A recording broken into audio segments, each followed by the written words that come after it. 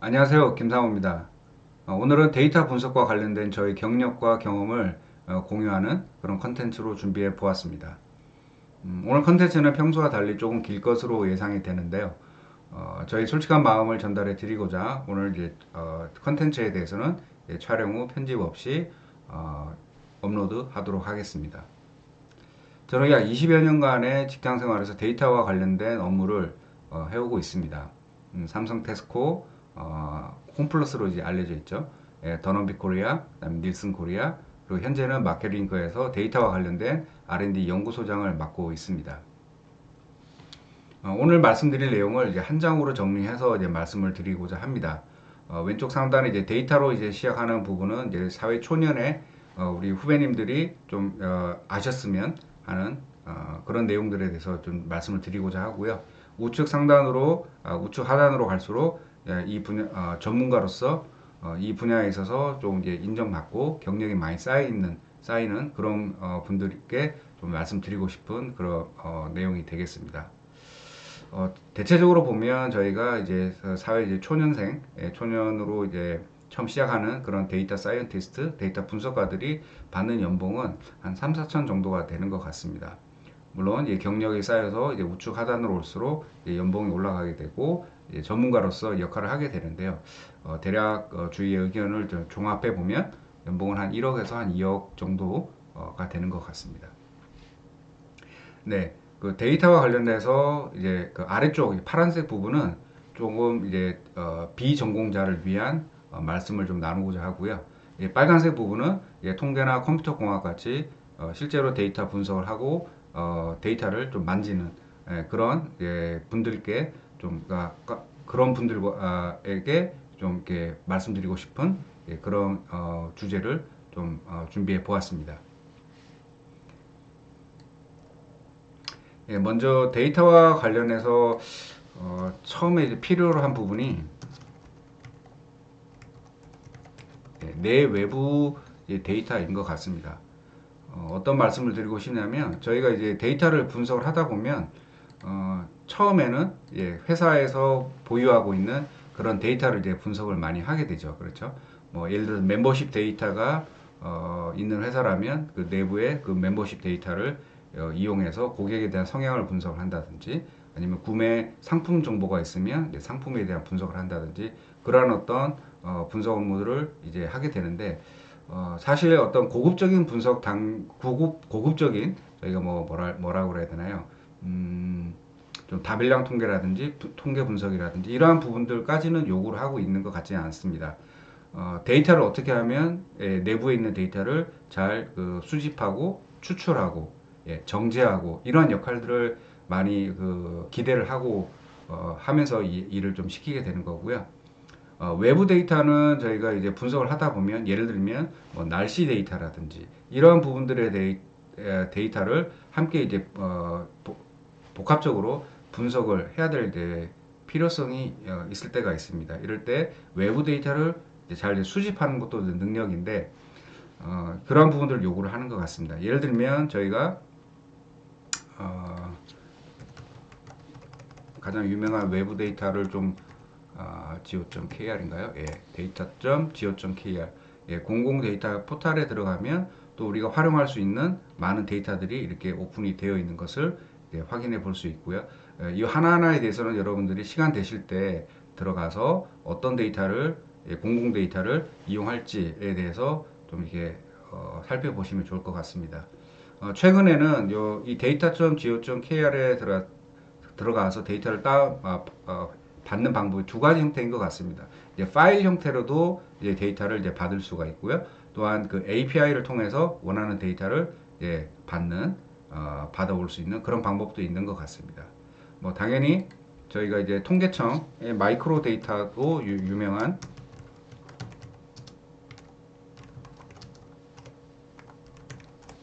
외부 데이터 출처 중에 한 곳이고요.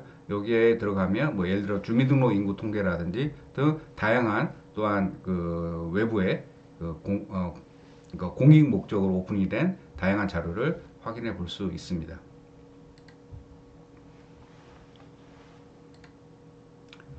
네, 또 많이 좀 좀 필요로 하는 부분이 이제 리서치 영역인 것 같습니다. 그 리서치는 크게 제가 여기서 말씀드리는 리서치는 이제 데이터를 좀 이제 찾는 이제 그런 어떤 리서치를 이제 말씀을 드리는 건데요. 실질적으로 저희가 어떤 데이터 분석을 할 때 내부에 있는 데이터를 아까 말씀드린 외부 데이터와 함께 연결해서 이제 분석도 많이 하지만 예를 들어서 어떤 뭐 시장 규모라든지 이제 그러한 데이터들을 외부에 좀 잘 이제 구글링을 잘 하게 되면 이러한 자료도 이제 많이 확보할 수 있는데 제 경험상 이제 그런 자료들을 이제 찾다 보면 조금 그 자료가 잘 정리가 안 돼 있는 그런 형태를 이제 많이 이제 확인해 볼 수 있었습니다. 그러한 자료들 잘 정리를 이제 해야겠죠. 물론 뭐 파워포인트나 뭐 엑셀이나 이런 저 MS 오피스 툴을 이용해서 데이터를 이제 정리를 할 수 있을 것 같고요.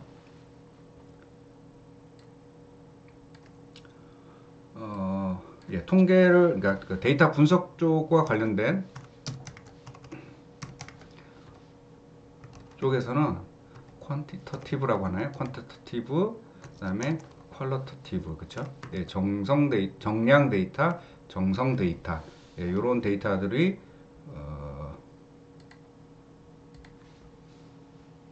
주목을 할 만하죠.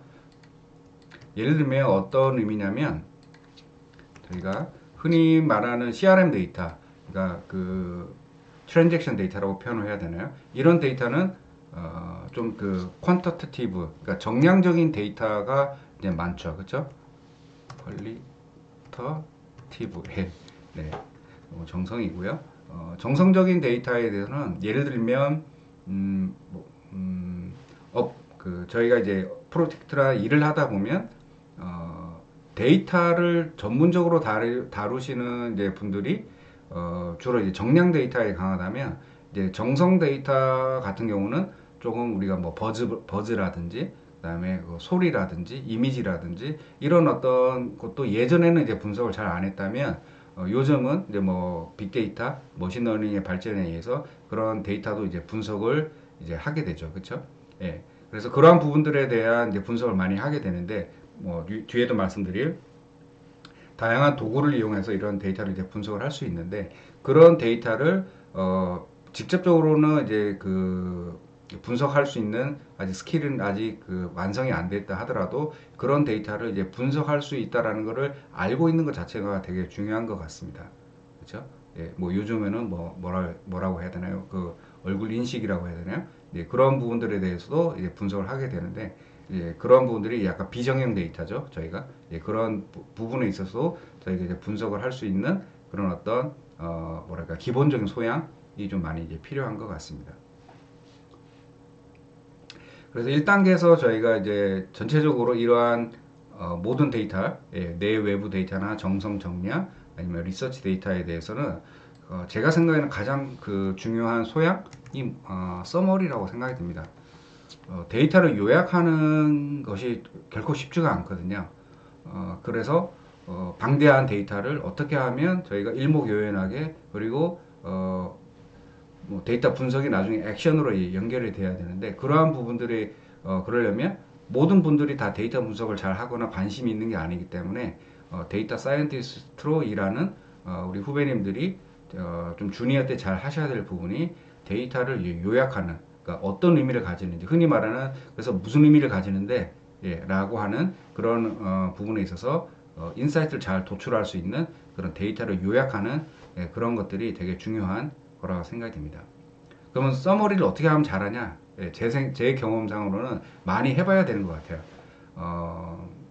그러니까 데이터의 의미를 예, 저희가 평균을 계산하고 하는 것들이 데이터를 요약하는 한 방법이잖아요, 그렇죠? 예, 그러한 부분들에 대해서 다양하게 데이터를 이렇게 그 압축해서 요약하는 예, 이런 것들에 대한 부분이 좀 많이 중요한 소양으로 생각이 됩니다. 그 다음으로 이제 말씀을 이제 드리고 싶은 부분이 이제 비주얼라이제이션이 되겠습니다. 비주얼라이제이션이죠. 예. 우리가 이제 저는 이제 통계를 전공했기 때문에 비주얼라이제이션 하게 되면 학부 때 배웠던 내용이 이제 EDA라고 해서 exploratory data analysis, 그러니까 탐색적 데이터 분석이라는 과목으로 이제 많이 배우게 되는데, 흔히 알고 있는 뭐 히스토그램이나 박스 플롯이나 예, 모자이크나 이런 것들이 예, 저희가 비주얼라이제이션의 한 방법으로 배우기도 했습니다. 근데 이제 이 요즘에는 이런 어떤 그 비주얼라이제이션을 위한 많은 도구들이 또 뭐랄까요, 보급이 되어 있죠. 예를 들면 가장 제 경험상 많이 시각화된 툴로서는 타블로 이런 소프트웨어가 좀 많이 각광을 이제 받고 있는 것 같습니다. 왜냐하면 어떤 데이터에 대한 요약 정보를 명확하게 좀 알 수 있고, 그리고 그런 요약 정보를 잘 끄집어내는데 유용한 도구이기 때문에 이런 타블로나 이러한 것들에 대해서 뭐 엑셀도 이제 마찬가지고요. 그러한 부분에 있어서는 통계를 전공하지 않으셨다 하더라도 조금 뭐 뭐랄까요, 조금만 관심을 가지고 학습을 하게 되면 충분히 하실 수 있는 부분이기 때문에 이러한 부분들에 대해서 학습을 하셨으면 좋겠습니다. 예, 저 같은 경우는 요즘 많이 쓰고 있는 게 이제 구글 스튜디오, 예, 이러한 부분에 대해서도 좀 관심을 갖고 있는데요. 이러한 부분들이 좀 이제 데이터에 대해서 정보를 끄집어내는 그러한 툴로서 유용하게 사용되고 있는 것 같습니다. 또 하나 이제 중요한 부분이 이 정도 표시를 할까요? 아마 직급으로는 경력으로는 한 3에서 한 5년 차 이제 정도가 되는 것 같습니다. 그러니까 리포트라고 하죠. 레포트를 이제 잘 써야 되는데 레포트와 스토리텔링이죠. 네. 이 부분이 좀 이제 중요한 역량으로 생각이 됩니다. 데이터 분석을 잘 하시는 분들이 잘 못하는 부분이 제 생각에는 이제 레포트, 그러니까 스토리텔링인 것 같아요. 왜냐하면 학부 때 저희가 이제 뭐 회계 분석을 공부한다든지 어떤 통계적인 분석을 공부를 하고 레포트를 하게 되면 여러 가지 통계 분석표가 나오고 그걸 해석하는 연습을 하게 되는데, 그거를 모두 다 이제 기입을 레포트에 넣으려고 하죠. 예. 보통 이제 데이터를 전공하시는 분들이 가장 어려워하시는 부분이 분석 결과에서 과감하게 좀 빼고 결론 위주로 좀 말씀을 드려야 되는데, 그러한 부분이 약한 것 같아요. 반면에 뭐 심리학과나 사회학과나 아니면 뭐 학과에 상관없이 통계나 분석을 전공하지는 않았지만 이런 부분에서 이런 분야에서 일을 하시는 분들의 일하는 모습을 보게 되면 정말 뭐랄까요, 스토리텔링은 되게 잘 하시는 것 같아요. 예. 그러한 것이 연습이 되어 있어서 그런지 모르겠지만 그런 부분들을 잘 하시는데, 그러니까 제 경험상 제가 좀 드리고 싶은 말씀은 결론부터 얘기하는 좀 습관이 들었으면 좋겠습니다. 그렇죠? 예를 들어서 저희가 뭐랄까요, 뭐 A/B 테스트를 한다, 아니면 어떤 뭐 고객에 대한 분석을 했을 때 어떤 결론을 얘기를 해야 되는데, 저희가 이제 보통 분석하시는 분들은 예를 들어서 평균이 얼마고요, 데이터는 몇 년치를 분석했고요, 뭐 그런 어떤 결론에 도달하기까지 많은 얘기를 하시잖아요, 그렇죠? 예, 근데 그런 부분보다는 결론을 먼저 하는 게 이제 중요하다는 거죠. 그리고 스토리텔링, 즉 예를 들어서 우리가 이제 파란색 쪽에 계신 분들이 영역이 마케팅이나 상품 쪽에 있다면 결론은 그 상품을 행사를 하는 게 좋은지 안 하는 게 좋은지, 예, 구색으로서 그 상품을 취급하는 게 좋은지 안 하는 게 좋은지, 이런 어떤 결론을 분석 결과를 바탕으로 해서 낸 다음에 그 내용에 대해서 저희가 그 이유를 이제 붙여가는 그런 형태가 이제 필요한 것 같습니다. 그래서 이제 레포트나 이제 스토리텔링 이런 부분들에 대해서 어떻게 하면 좀 더 잘할 수 있을지, 요즘 이제 신입사원들 이력서를 받아보면 보통 이제 포트폴리오 작성을 많이 하시더라고요, 그렇죠? 예, 그러한 부분도 레포트를 잘 쓰는 것을 연습하는 하나의 어떤 과정이 아닌가, 예, 그런 생각이 듭니다. 예, 이번에는 이제 데이터 분석 쪽으로 한번 넘어가 보겠습니다. 제가 이제 엑셀을 좋아해서 그런지 저는 이제 분석 업무를 이제 엑셀을 통해서 좀 많이 하는 편인데요.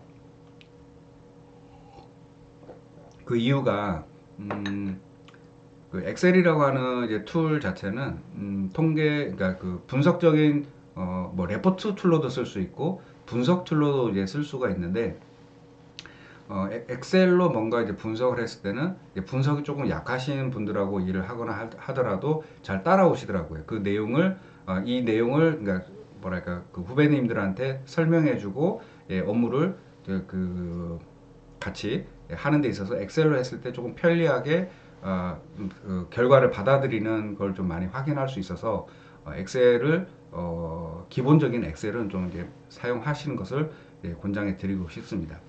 특히 저희가 이제 엑셀을 이제 통계를 분석을 전공하시는 분들은 뭐 R이나 파이썬이나 CS나 SPSS 이런 툴을 이제 많이 쓰시잖아요. 근데 엑셀을 의외로 이제 많이 안 쓰게 되는데 그 얘기는 또 뭐냐면 이 파란색 영역에 계신 즉 경영학과나 심리학과나 그 통계 전공이 아닌 분들은 오히려 엑셀을 또 많이 쓰시더라고요. 예. 저희가 그래서 이제 엑셀을 엑셀에서 브이룩업이나 피벗 테이블 아시죠? 예. 요 내용들에 대해서 저희가 알게 되는 순간 뭐랄까 신세계라고 해야 되나요? 예, 엑셀이 이렇게 훌륭한 또 분석 도구야? 예, 이렇게 받아들여질 때도 있습니다. 예를 들면 요 데이터는 잘 아시는 아이리스 붓꽃 데이터인 거죠, 그렇죠? 전체적으로 150개의 관측치가 있고요. 여기 우리 필터 기능을 이용하게 되면 예를 들어 스피시스에 세 종의 스피시스가 있다는 것을 퀵하게 확인해 볼 수 있고요. 또한 아까 말씀드린 피벗 테이블을 이용하게 되면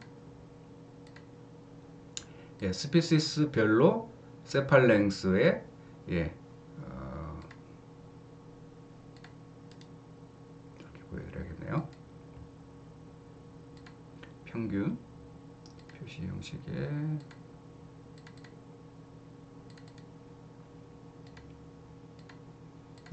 이렇게 되면 보이시나요? 세토사의 세팔랭스의 평균은 5.01, 버시칼라는 5.94. 이렇게 평균을 비교하는 요약 테이블을 쉽게 엑셀에서는 피벗 테이블을 이용해서 이제 만들 수도 있습니다. 물론 세팔 위스라고 하는 거를 두 번째 놓고 또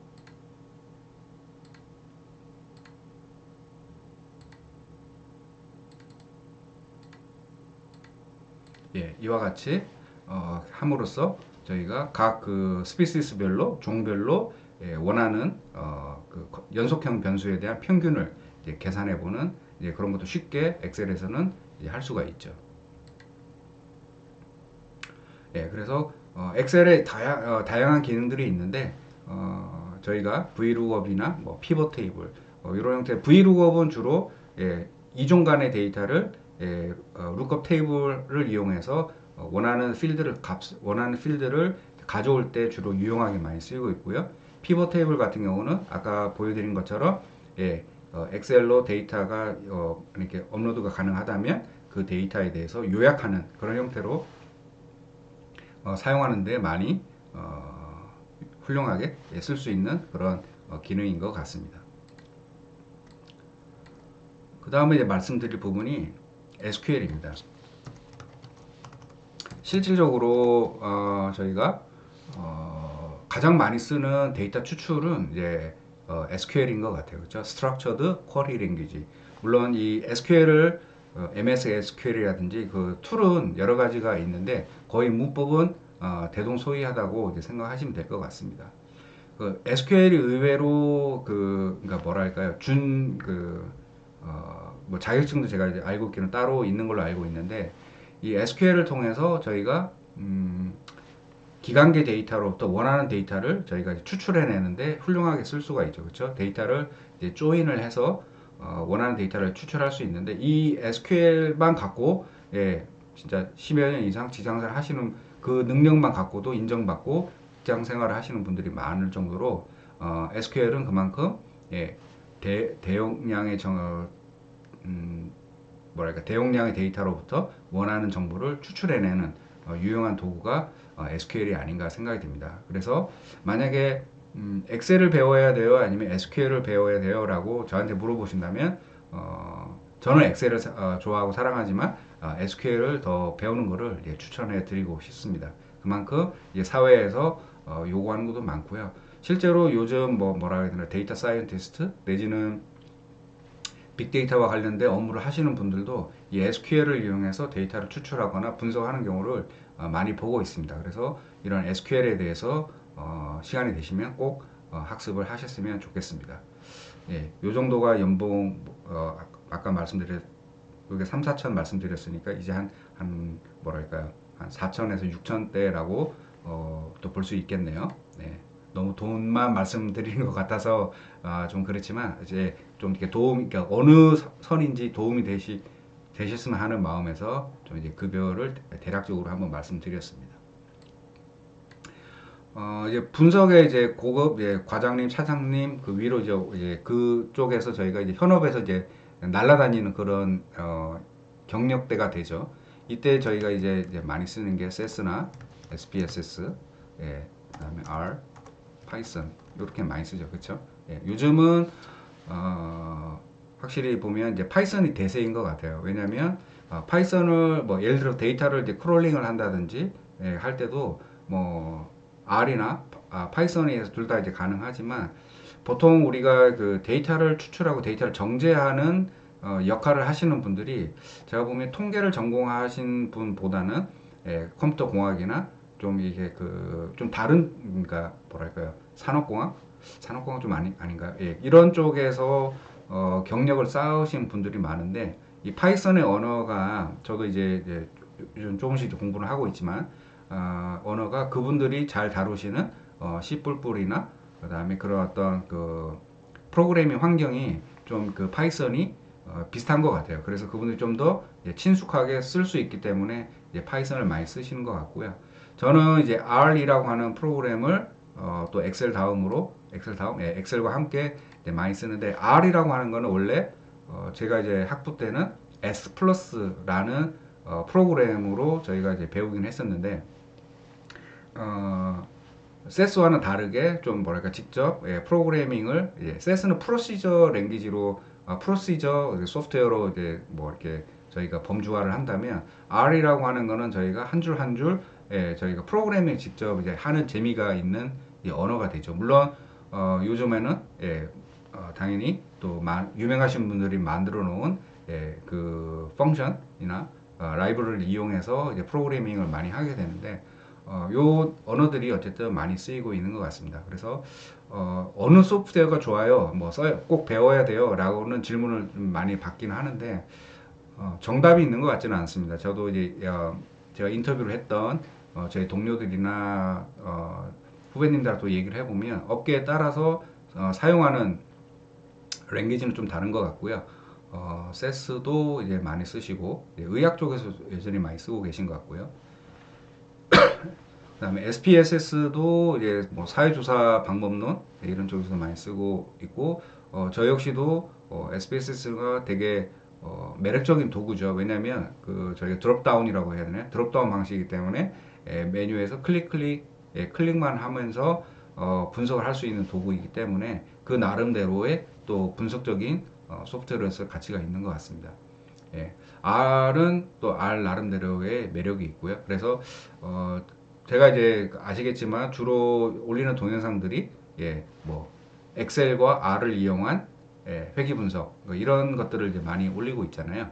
그 이유가 R을 저희가 통해서 분석을 했는데 그 결과가 어떻게 나왔는지가 너무 궁금한 거예요. 그래서 그거를 엑셀로 한번 구현해 보면 어떨까라는 이제 호기심에 의해서 뭐 동영상도 찍고 이제 공부를 하고 있는데 그럼으로써 뭐 예를 들어서 최대 우도법이 수식적으로는 이해가 되는데 어떻게 그 알고리즘이 돌아갈까 이런 것들에 대해서 R과 엑셀을 함께 이제 쓰다 보니까 좀 알게 되는 그런 면이 있어서 그런 형태로 저는 이제 공부를 하고 있습니다. 근데 이제 저희가 공부하는 얘기가 아니고 이제 직장 생활하는 얘기니까요. 당연히 이제 이 영역에서 좀 살펴보게 되면 이러한 그 언어들이 약간은 왜 그 뭐랄까요 직장 좀 이렇게 과차장님급 내지는 경력에 있으신 분들 쪽에 제가 넣어놨냐면 예를 들면 어떤 소프트웨어를 쓰든지 간에 예를 들어 고객의 뭐 구매 확률을 계산한다든지 고객의 이탈 확률을 계산한다든지 이탈률을 계산한다든지 그러한 작업을 할 때가 있어요. 그렇죠? 예. 그러면 우리가 흔히 아는 로지스틱 회계 분석을 할 수도 있고요. 뭐 디시전 트리 분석을 할 수도 있고요. 뭐 서포트 벡터 머신이라든지 뭐 뉴럴 네트워크라든지 다양한 저희가 이제 분석을 이제 할 수가 있게 되는데 그러한 분석들에 대해서 저희가 이 소프트웨어를 이용해서 이제 분석을 할 수 있게 되겠죠. 당연히 그 결과는 또 이렇게 연결이 돼야 되는데 지금 로지스틱 분석을 이제 말씀을 드렸으니까 저는 이렇게 좀 한번 약간 극단적으로 표현을 해보자면 가장 돈이 되는 통계적인 분석 방법이 뭐냐라고 했을 때 저는 좀 뭐 다항 회계 분석이나 아니면 바이너리 로지스틱이라나 로지스틱 회계 분석 등 이런 어떤 그 분석 방법들이 가장 돈이 되는 분석 방법이라고 생각이 듭니다. 요즘은 좀 달라질 수도 있는데요. 왜 그러냐면 우리가 이쪽에서 이제 살펴보게 되면 저희가 STP라고 하죠. 세그멘테이션, 타겟팅, 포지셔닝이라고 하는 마케팅 그 저희가 이제 공부를 하게 되면 친숙하게 듣는 단어가 STP이고 공부도 이제 많이 해야 되는데 세그멘테이션 즉 세분화라고 하는 거는 통계적 분석적 관점에서 봐서는 이제 클러스터링 고객을 군집화하는 게 이제 세분화가 되는 거죠. 그렇죠? 군집 분석은 군집 내에서는 동질적이고 군집 간에는 이질적으로 이제 만드는 분석 기법인데 그렇게 함으로 인해서 명확하게 어떻게 마케팅 플랜을 세워야 되고 어떻게 우리가 실행을 해야 되는지가 좀 더 이제 차별화되게 나타나기 때문에 이런 세그멘테이션을 고민을 하게 되고요. 당연히 이 파란색 영역에 있으신 분들은 이런 세그멘테이션을 이용해서 마케팅을 정교화하고 그러한 부분들을 이제 고민을 하게 되고요. 그러한 부분에 있어서 이제 분석하시는 분들은 어떻게 하면 이 고객을 세분화를 잘 할 것인지를 분석적 관점에서 잘 해서 양쪽이 이제 협업을 하는 그런 구조라고 생각을 하시면 되겠습니다. 타겟팅입니다. 타겟팅이 아까 로지스틱 회계 분석처럼 예를 들면 올 크리스마스 때 와인에 대한 어떤 우리가 행사를 하려고 해요. 그러면 평소에 와인을 구매하던 사람들한테 타겟팅을 해서 마케팅을 하는 게 좋은지 아니면 그렇지 않은 확률이 낮은 사람을 타겟팅해서 와인 쿠폰을 보내는 게 좋은지 아니면 약 중간 정도에 있는 분들을 타겟팅을 하는 게 좋은지 이런 것들에 대해서 우리가 확률을 계산할 수 있겠죠. 고객별로. 그렇죠? 제 경험상으로는 이것도 이제 저희가 확률로 쭉 순서대로 고객을 정렬을 해보게 되면 올 크리스마스 때 와인을 구매할 확률이 아주 높은 사람은 쿠폰을 보내야 될까요? 아니라는 거죠. 왜냐하면 그분들은 안 보내도 이제 와서 구매를 하실 거니까. 확률이 낮은 사람은 어떨까요? 그분들은 아주 센 오퍼, 뭐랄까요, 80% 행사, 예를 들면 이런 쿠폰을 보내서 오게 할 수는 있지만 그만큼 비용이 많이 들잖아요, 그렇죠? 그러면 제 경험상으로는 약 한 뭐 40에서 60%의 확률을 가지는 고객분들에게 이러한 뭐랄까요, 마케팅을 하는 게 효율적이라는 거죠. 왜냐하면 그분들은 조금만 오퍼가 있어도 구매 확률이 올라오기 때문에 그렇죠. 그런 분들을 대상으로 뭔가 마케팅 활동을 하는 것도 의미가 있는 것 같습니다. 즉 이러한 제가 지금 말씀드린 어느 고객을 타겟팅해서 저희가 효율적인 마케팅을 할지에 대해서 이런 분석적인 것도 잘해야 되지만 이런 마케터 분들과 함께 그러한 부분들에 대해서 데이터 사이언티스트 의견을 이제 전달을 해드려야 되는 거죠, 그렇죠? 그래야지 서로 이제 시너지가 나는 거니까 그러한 부분들에 대해서 이제 고민을 한번 해봤으면 좋겠습니다. 포지셔닝이라고 하는 거는 이제 컨셉이라고 생각하시면 되고요. 저희가 뭐 분석적인 관점에서는 다차원 척도법이라든지 이런 걸 배우죠. 즉 브랜드가 뭐 품질과 가격이라고 하는 두 개의 축이 있을 때 내 브랜드가 경쟁사 브랜드가 어느 그 포지셔닝을 차지하는지 이런 것들에 대해서 마케터들이 고민을 많이 한다면 그런 부분들에 있어서 예, 분석적으로 예, 실제로 어떻게 나타나는지를 예, 분석하시는 분들이 지원을 해줄 수 있다면 이제 좋은 것 같습니다. 또 하나 이제 말씀을 드려야 될 부분이 이제 4P이죠. 그렇죠? 4P가 프라이스, 프로모션, 프로덕트, 플레이스죠. 그렇죠? 이것도 마케팅 책에 보면 이제 많이 나오는 내용인데, 자, 프라이스, 즉 예를 들어서 우리가 어떤 상품의 신상품을 만들었을 때 내지는 뭐 뭐랄까요, 그 농심의 신라면, 요즘 이제 블랙 신라면이 나왔잖아요. 그 신라면의 가격을 얼마나 하면 좋을지, 이러한 것들에 대해서 이제 많은 그 토의를 하고 의사결정을 하게 되는데, 이런 분석적 관점에서의 뭐랄까요, 가격 탄력도를 계산한다든지 이제 그러한 부분들에 대해서 이제 탄력도를 계산하려면 당연히 내 외부 데이터 이런 부분들에 대해서 이제 연결해서 이제 분석을 이제 할 수 있어야 되겠죠. 예. 그다음에 프로모션, 예를 들어서 30% 할인을 하면 좋은 건지, 아니면 30%만 해도 되는 건지, 아니면 50%까지 해야 되는 건지, 이러한 것들에 대해서도 우리가 예, 분석을 할 수 있죠. 그렇죠? 예, 뭐 회귀 분석을 한다든지 그런 것들을 이용해서 효과를 보여주고, 우리가 다음번 행사를 할 때 어떻게 하면 좋은지, 이런 거에 대해서도 과학적인 의사결정을 할 수 있을 것 같습니다. 즉 이러한 의사결정들은 저희가 주로 이제 그 매니저급, 그렇죠, 부장님이나 내지는 적어도 파트장님들급 선에서 많이 이제 논의를 하죠. 물론 이제 나중에는 임원에게 이제 보고를 하고 이제 그런 형태가 많이 되는데, 이러한 부분들에 대해서도 충분히 우리가 마케팅 관점에서도 공부를 해야겠지만, 이러한 것들을 어떻게 분석을 하고 어떤 결론을 도출해낼지, 그러한 부분들에 대해서도 좀 고민을 해봤으면 좋겠습니다. 이쪽으로 오면 저희가 뭐 할까, 인더스트리 날리지라고 해야 되나요? 네. 분석하시는 분들이 의외로 산업에 대해서 이제 모르고 이제 데이터만 아시는 경우가 이제 많이 있어요. 그러다 보니까 이 데이터 가진 의미, 그러니까 우리는 이제 변수명에 대한 어떤 의미를 부여하면서도 변수명을 우리가 만들기도 하잖아요. 그렇죠? 근데 그 데이터가 가지는 어떤 의미는 데이터 분석을 전문으로 하시는 분들이 모를 경우가 많거든요.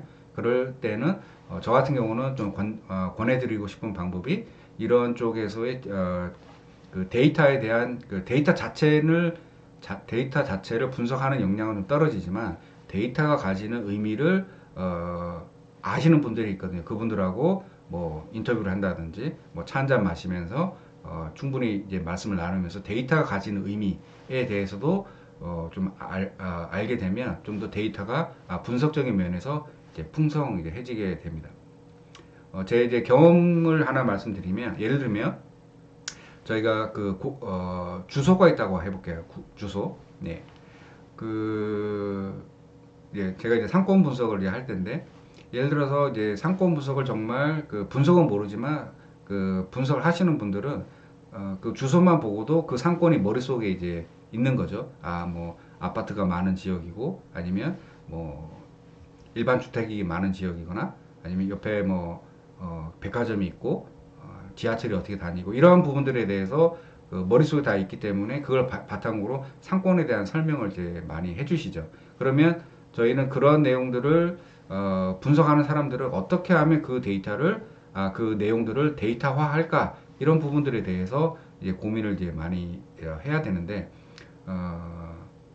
예를 들어서 아파트 주소 정보로부터, 예를 들어서 뭐 서울 강남구 대치동 어디 무슨 아파트에 산다라고 하면 우리가 끄집어낼 수 있는 정보들이 많이 있죠. 그렇죠? 아파트에 산다면, 그러니까 아파트에 사는지 단독주택에 사는지, 아파트에 산다면 몇 평에 사는지, 주소를 알면 그 정보를 알 수 있으니까요. 그렇죠? 이 외부 정보를 저희가 이제 조인해서 갖고 오면 그런 정보를 파악을 할 수 있죠. 시세가 어떤지, 그렇죠? 예, 방이 몇 개가 있는지, 예, 그러한 데이터들이 나중에 예를 들면 고객의 소득을 추정한다든지 하는 형태의 자료로서 독립 변수로서 많이 투입이 가능하기 때문에 그러한 부분들에 있어서도 저희가 데이터 분석을 풍성하게 하는 그런 요소가 되는 것 같습니다. 지금 말씀드린 그런 부분들을 사회에서는 이제 파생 변수라고 이제 표현을 이제 많이 하게 되죠. 그런 부분들에 대해서 고민을 좀 많이 해주셨으면 좋겠고요. 그 다음에 제가 여기에 넣고 싶은 단어가 이제 GIS가 되겠습니다. GIS는 이제 Geographical Information System이라고 해서 지리정보 시스템으로 표현을 하게 되는데, 앞서 말씀드렸던 시각화하고 비슷하기도 하고 조금 이제 다른 요인이 될 수도 있습니다. 저희가 어떤 분석을 할 때 제가 이제 잘 아는 지인 같은 경우는 이제 수문, 그러니까 뭐랄까요, 댐의 높이를 결정하는 데 있어서 이런 어떤 GIS 정보를 이용을 해서 뭐 홍수가 났을 때 최대 뭐라 그러죠, 강의 범람 높이 이런 걸 예측하는데 GIS를 쓰기도 한다는 얘기를 들었습니다. 즉 GIS는 기존에 우리가 어떤 뭐랄까요, 한 시점에 얻어진 데이터에 대한 분석을 많이 한다면 GIS라고 하는 이런 툴을 이용해서 도구를 이용해서 분석을 하게 되면 조금 그러니까 지리 정보 상에서의 분석을 할 수 있게 되죠.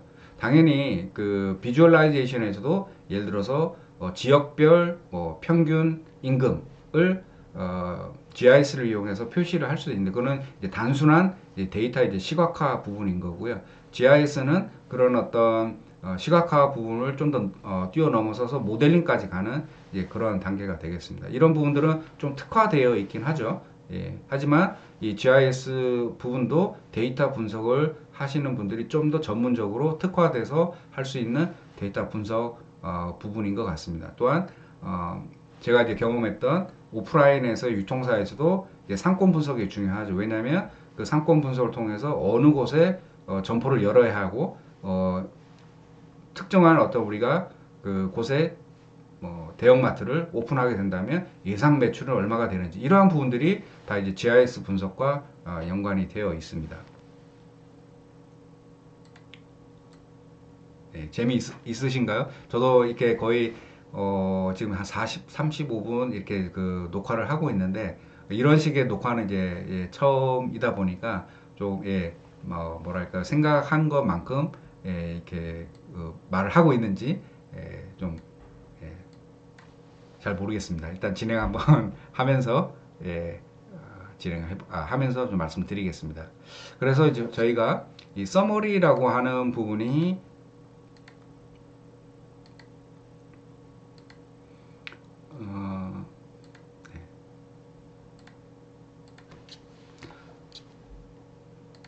중요한 어떤 서머리라고 하는 부분이 중요한 영역이었다면 조금 연차가 이제 뭐랄까요, 한 10년 차, 10회 정도 됐을 때는 이제 우리가 말하는 애널리틱스 영역이 이제 중요한 영역으로 이제 자리하는 것 같습니다. 아마도 이 애널리틱스라고 하는 부분이 요즘 흔히 말하고 하는 데이터 사이언티스트 영역이 아닌가 이렇게 또 생각이 들고요. 데이터 사이언티스트가 해야 될, 또 알아야 될 일이 참 많죠. 그렇죠?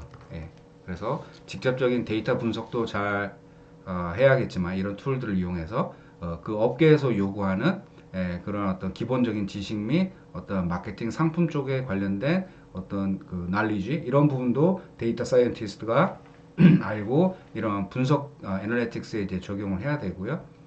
또한 이제 SQL이라고 하는 어떤 부분을 이용해서 데이터 추출도 이제 직접 많이 하게 되는데 한 사람이 이 모든 걸 다 잘할 수도 없고 그렇게 하기에는 조금 뭐랄까요, 많은 걸 요구를 하죠. 데이터 사이언티스트에게는.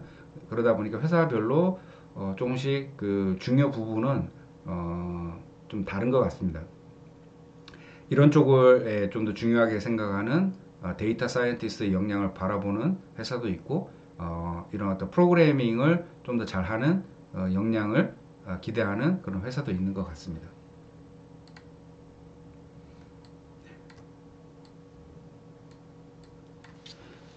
이쪽이 제가 생각에는 네, 좀 되겠네요. 네, 빅데이터가 되는 것 같습니다. 최근에 저도 이제 빅데이터에 대한 부분을 이제 강의를 이제 많이 하고 있는데요. 빅데이터 데이터와 빅데이터 같은 것 같기도 하고 뭐 다른 것 같기도 한데 사회에서 바라보는 어떤 빅데이터에 대한 역량은 기존의 어떤 정형화된 스트럭처드된 데이터에 대한 분석뿐만 아니라 이미지나 소리 이와 같이 예전에는 잘 분석하지 않았던 그리고 비정형화된 데이터를 수집하고 분석하는 그런 역량을 좀 더 많이 얘기를 하는 것 같습니다. 그래서 뭐 빅데이터가 요즘은 결합이 돼서 AI까지 이제 오게 되죠. 그러니까 저는 이제 AI를 이제 하고 있지는 않지만 주변에 이제 이런 것들을 이제 하고 있는 지인분들하고 얘기를 하다 보면 저희가 이제 그 분석하는 부분은 이제 소프트웨어적인 어떤 내용이라면 AI에서는 좀 이렇게 그 하드웨어적인 부분이 이제 결합이 되는 것 같습니다. 예를 들면 뭐 안면 인식을 통해서 사람을 인지를 한다든지 그다음에 뭐 낙상 사고에 대한 그 여러 가지 그 포즈에 대한 데이터를 수집을 해서 낙상 예측을 한다든지 이런 식으로 이제 카메라와 연동이 된 데이터 수집 그리고 예측 이렇게 좀 이제 가는 것 같고요. 마지막 부분이 제가 생각에는 이제 빨간색으로 이제 표시를 해야 될 것 같아요. 이 부분이 이제 커스터머 익스피리언스 쪽인 것 같습니다. 즉 저희가 하는 그러니까 데이터를 분석을 하고 그다음에 실질적으로 마케팅이나 뭐 내지는 상품화하고 다양한 어떤 그 기업의 활동들과 이런 연계가 되는데 우리가 왜 데이터 분석을 하냐? 그러니까 뭐 원인을 찾고 그렇죠? 예측을 하고 뭐 그러한 것들을 많이 하게 되죠. 근데 결국은 이러한 데이터 분석을 하는 것들이 제가 생각에는 고객 경험을 향상하는 쪽으로 연결이 되는 것 같습니다. 이 고객 경험을 향상한다는 얘기는 고객의 로얄티를 이제 확보하고 올리고 이제 충성 고객화 하겠다라는 거죠. 그렇죠? 예. 그러기 위해서는 일종의 우리가 액셔너블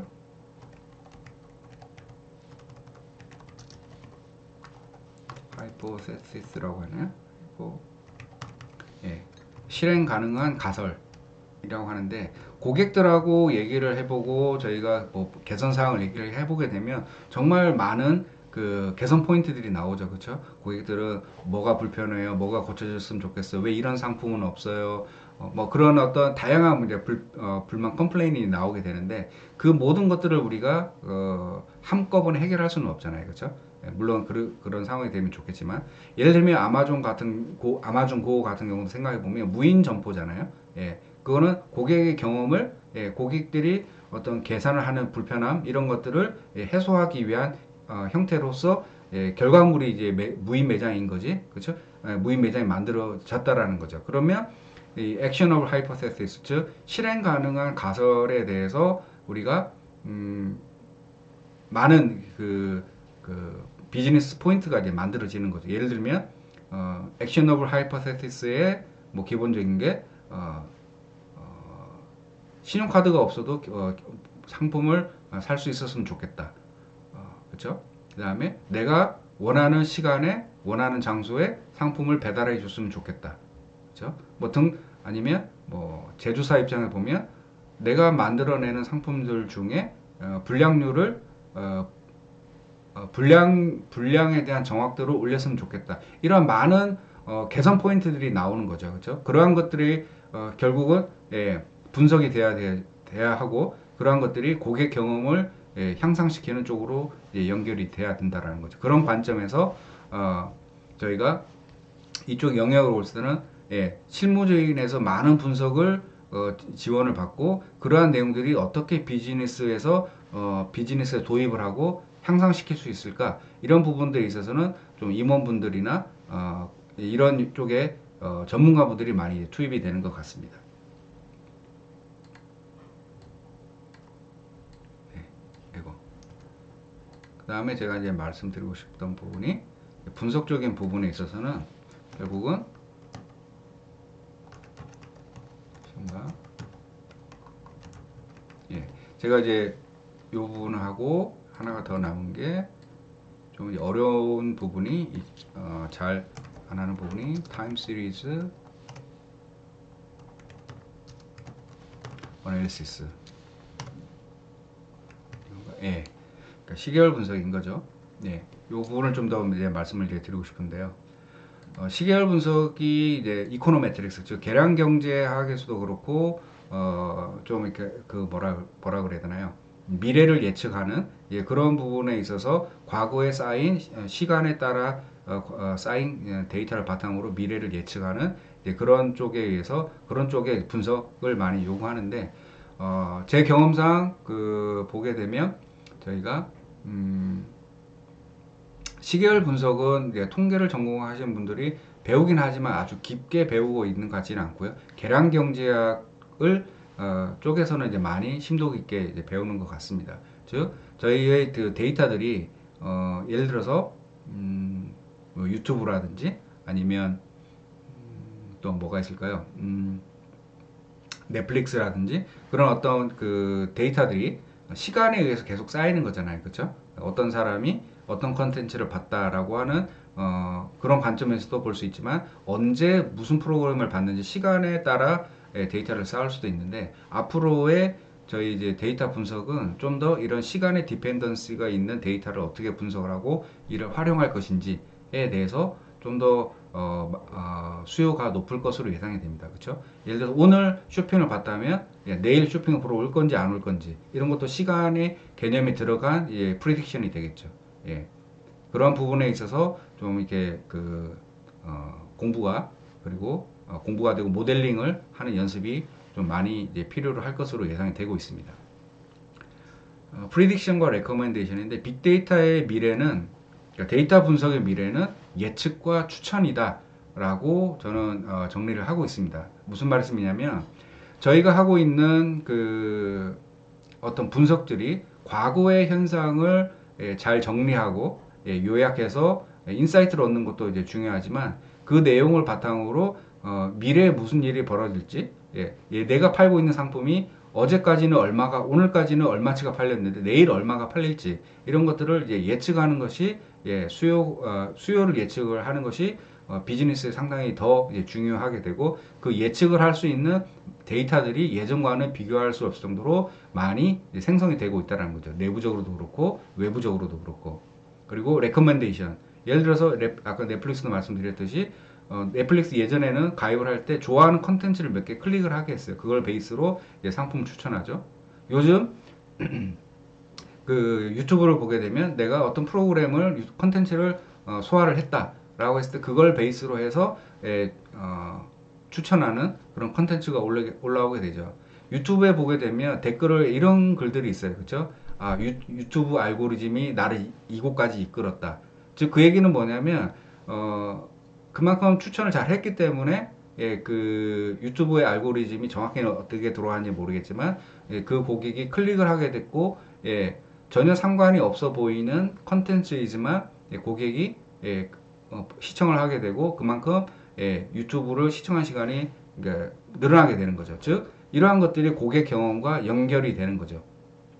그렇죠? 이러한 부분들에 대해서 저희가 데이터를 분석하는 사람들에게 즉 데이터와 관련된 업에 있는 분들에게 전체 비즈니스에서 요구하는 역량이 된다라는 거죠. 그러한 부분들을 저희가 설계를 할 수 있어야 되고 실제로 분석을 할 수 있어야 되고 그러한 부분들이 최종적으로 고객 경험의 향상에 연결이 되는 그런 쪽으로 갈 때 가기 때문에 당연히 이런 일들을 하시는 분들이 급여를 또 이제 많이 받는 게 아닌가 그런 생각이 듭니다. 네. 좀 이제 요약을 한번 이제 해야 될 것 같은데요.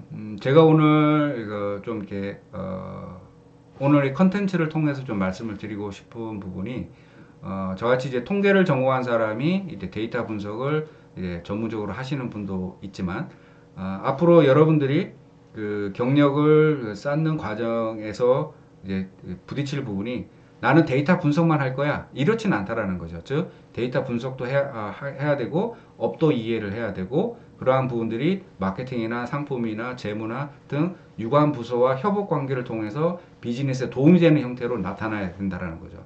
예. 그러한 부분들에 있어서 차곡차곡 여러분들이 이제 그 경력에 맞게끔 이제 실력을 쌓아야 되는데, 오늘의 내용이 그러한 어떤 그 경력 쌓는 과정에서 어떤 부분들을 좀 알고 가면 좋은지에 대해서 좀 그 단초가 되는 그런 컨텐츠가 되었으면 하는 바람으로 오늘 컨텐츠를 한번 준비해 보았습니다.